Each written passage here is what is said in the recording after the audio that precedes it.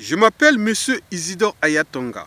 Cher peuple congolais, le pouvoir de Monsieur Denis Sassou Nguesso tire toute sa révérence de son peuple.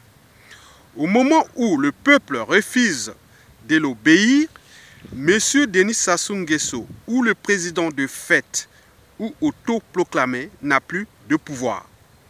Alors, pourquoi Monsieur Denis Sassou Nguesso continue-t-il inlassablement à larguer le peuple congolais? C'est parce que M. Denis Sassou Nguesso est un dictateur. Qu'est-ce qu'un dictateur? Un dictateur est un homme politique qui exerce tous les pouvoirs de façon absolue, sans qu'aucune loi ou institution ne le limite dans le temps. Autrement dit, un dictateur est un homme politique qui débite le pouvoir suprême à longueur des années. Ça ne s'arrête pas et ça ne s'arrêtera jamais, sauf un soulèvement populaire. En d'autres termes, un dictateur est un homme politique qui a pris quelques libertés contre les institutions en place et contre la volonté générale en vue de l'alternance politique au niveau du pouvoir suprême. Par conséquent, le soulèvement populaire ou la désobéissance civile devient le préalable non seulement de la chute du dictateur, mais aussi au processus de l'alternance politique souhaitée par la volonté générale, c'est-à-dire par le peuple souverain.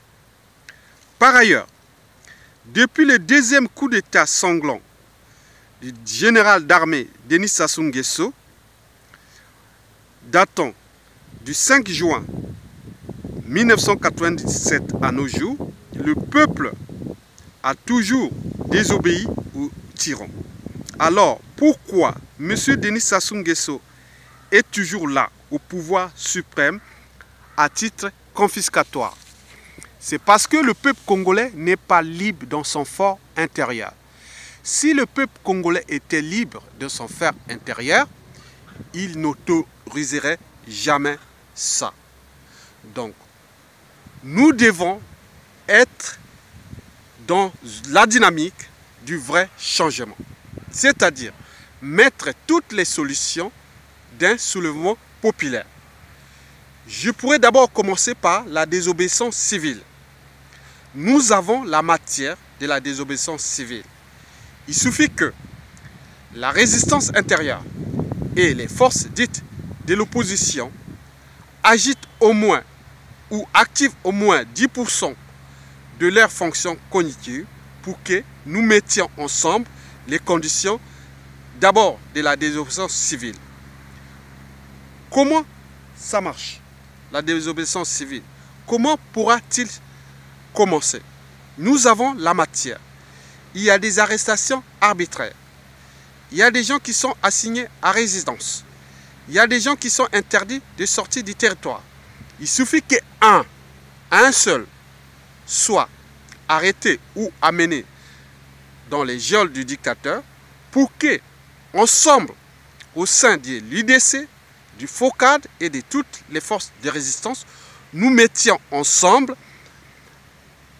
un mot d'ordre, tous ensemble prisonniers du dictateur. Donc, on peut mettre les gens, par exemple, il est arrivé que un membre du CAD a été emprisonné dans les geôles du dictateur. Il suffit que l'IDC et le FOCAD et toute la résistance lancent un mot d'ordre général que tout le monde prisonnier à la DGST ou de la Gestapo du pouvoir. Donc, imaginez-vous qu'il y a 100 000 personnes autour de la DGST. Je pense que le mouvement pourra s'étendre dans tous les lieux où se trouvent emprisonnés les citoyens ordinaires. Je répète, un individu X est arrêté, amené à la DGST du Bas-Congo, à Malakele-Kele, de Makelekele, à Wenze, Talanga et autres. Tous, on se mobilise pour se faire prisonnier. Et donc, nous aurons 100 000 personnes. Je pense que les médias internationaux pourront être là. Il n'y a plus question de dire non, on va organiser un meeting avec une date bien précise et l'heure fixe. Mais là, on peut rester des heures et des heures et des jours et des jours. Donc, imaginez 50 000, 100 000 personnes autour de la DGST pour libérer tous les prisonniers politiques. Je pense que M. Denis Sassou Nguesso pourra les libérer. Et ça ne s'arrêtera pas là. Donc, nous pouvons aller plus loin. C'est-à-dire que le monde qui sera autour de la DGST ne pourra partir de cet endroit que si Denis Sassou Nguesso dégage. Cela veut dire qu'il dit non, je mets fin au à la tyrannie. Et donc, les forces des armées congolaises et aussi des éléments désobéissants à la force publique du dictateur, donc ils peuvent encadrer tous ces soulèvements pour que nous occupions d'abord le palais des congrès, c'est-à-dire le palais de l'Assemblée nationale, la maison de la radio, les centres de communication, d'internet ou de télécommunication, pour que nous diffusions les messages, mais aucun individu ne pourra sortir ou quitter le lieu de la désobéissance civile sans que le dictateur chute. Imaginons que nous mettions ensemble 100 000 personnes autour de la DGST et nous restons des jours et des jours. Les gens peuvent aller manger et revenir, c'est-à-dire une forme d'alternance du combat. Ça veut dire que le premier qui arrive, qui a faim, il peut repartir, aller manger chez lui et revenir. Donc on peut mettre plein de personnes. Donc Sassou Nguesso ne pourra pas empêcher les gens d'aller manger, sortir du lieu de la contestation ou de la désobéissance civile pour que et aillent manger. Donc nous pouvons aller dans ce sens-là. Donc nous avons la matière. Nous avons la matière. La matière, c'est les arrestations arbitraires, les emprisonnements.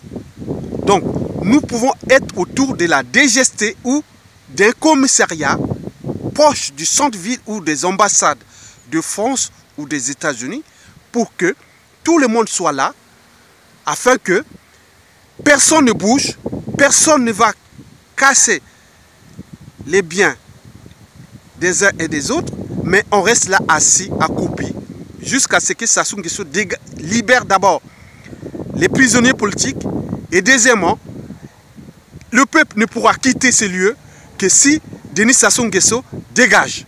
Donc, l'idée c'est lancer ce message maintenant, que l'idée c'est le focal, lancer ce message maintenant.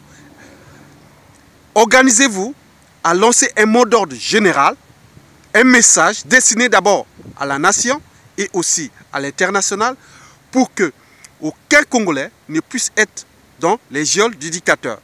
Et à ce moment-là, s'il reste encore des gens dans les geôles, s'il y a des gens qui sont encore arrêtés, donc le peuple doit être là jusqu'au bout pour que Sassou Nguesso tombe. C'est le préalable.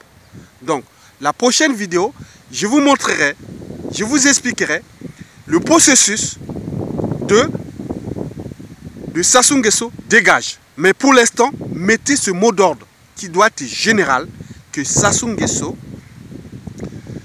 doit partir d'ici la fin de l'année. On ne veut plus voir ce mec-là d'ici la fin de l'année. Donc, l'idée c'est, réunissez-vous maintenant et préparez ce plan pour mobiliser, comme vous l'avez fait le 27 septembre 2015, mobiliser cette population, cette masse, ce peuple souverain autour des geôles du dictateur. On le connaît, il est bien localisé, il est au centre-ville de Brazzaville. Donc, 100 000 personnes doivent être autour de ce geôle-là et se constituer prisonniers jusqu'à ce que Sassou Nguesso dégage. Même s'il dit, bon, je vais libérer tous les prisonniers, mais non. Oui, c'est bien, mais nous, on doit quitter ce geôle que quand M. Denis Sassou Nguesso sera dégagé de la tyrannie. Voilà. Voilà le message que je tenais à vous le diffuser. Il a été fait quelque part en Seine-Saint-Denis, autour de la rivière qui s'appelle la Marne. Merci. Donc, nous sommes là à l'entrée du canal de Chelles. Voilà. Merci beaucoup et à plus.